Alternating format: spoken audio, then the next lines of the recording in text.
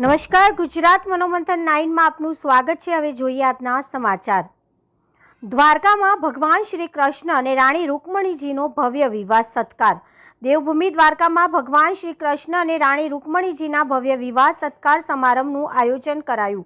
Dwarka circuit house પાછળના મેદાનમાં 250 જેટલા કલાકારો દ્વારા શ્રી કૃષ્ણ અને રૂકમણીજીના જીવન પર આધારિત અદ્ભુત મલ્ટીમીડિયા શો પ્રસ્તુત કરાયો। માધવપુર ધેડના મેળા 5મા દિવસે ભગવાન શ્રી કૃષ્ણ અને રૂકમણીજી વિવાહને સત્કારવા માટે ગુજરાત પવિત્ર યાત્રાધામ વિકાસ બોર્ડ અને જિલ્લા વહીવટી તંત્ર દેવભૂમિ દ્વારકાના સંયુક્ત ઉપક્રમે સર્કિટ હાઉસ પાછળના મેદાન ખાતે ભવ્ય સત્કાર સમારંભ યોજાયો હતો। રાષ્ટ્રીય કક્ષાનું બહુમાન ધરાવતો માધવપુરનો મેળો આધુનિક યુગમાં પ્રાચીન પરંપરાઓને ઉજાગર કરે છે। માધવપુરથી નીકળેલી ભગવાનની જાનને સત્કારવા માટે ગાંધવી હર્ષદથી રૂકમણીજી મંદિર સુધી બાળકોથી માંડી વયોવૃદ્ધ દ્વારા શોભાયાત્રાનું ભવ્ય સ્વાગત કરવામાં આવ્યું હતું। આ વર્ષે અમદાવાદ, સુરત, વડોદરા અને સોમનાથમાં પણ સાંસ્કૃતિક કલાકૃતિઓ અને કાર્યક્રમોનું આયોજન કરવામાં આવ્યું હતું।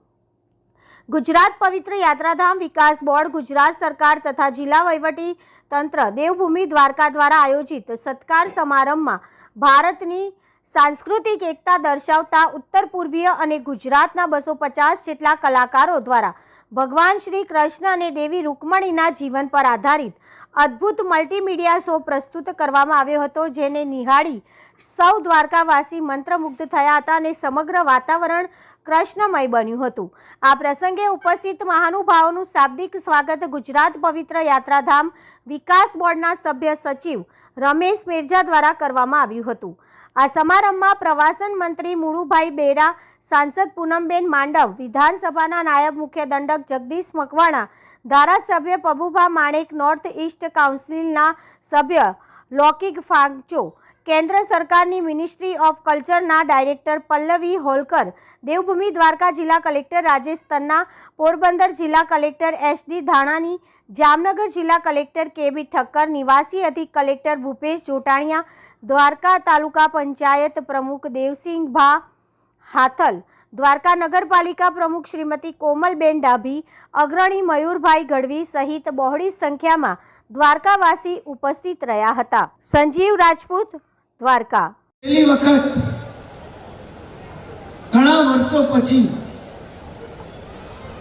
આપણે આ રાષ્ટ્રમાં એવું નેતૃત્વ પ્રાપ્ત થયું છે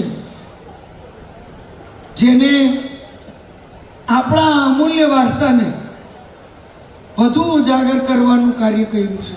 આપણા આદરણીય વડાપ્રધાન શ્રી નરેન્દ્રભાઈ મોદી સાહેબને આપણી સંસ્કૃતિ માટે, આપણી વિરાસત માટે, આપણી ધરોહર માટે અનેક જે વાત કરે છે એ સરકારની બજેટમાં, એ કેન્દ્રની સરકાર હોય કે રાજ્યની સરકારમાં અમલમાં લાવીને ખરા અર્થમાં એ વિકાસની વિરાસતની વાત કરતા હોય, એ એક ભારત શ્રેષ્ઠ ભારતની વાત કરતા હોય તો આપણો આ માધવપુરનો મેળો એનાથી કોઈ મોટું ઉદાહરણ જ ન હોય કે જે એક ભારત શ્રેષ્ઠ ભારત અહીંયા પૂર્વના રાજ્યો અને આપણું પશ્ચિમ એટલે આપણો આ ગુજરાત, દ્વારકા, આ બે સંસ્કૃતિને જોડવા માટેનું એક મહત્વનો નિર્ણય 2018માં આપણા આદરણીય પ્રધાનમંત્રીશ્રીએ લીધો।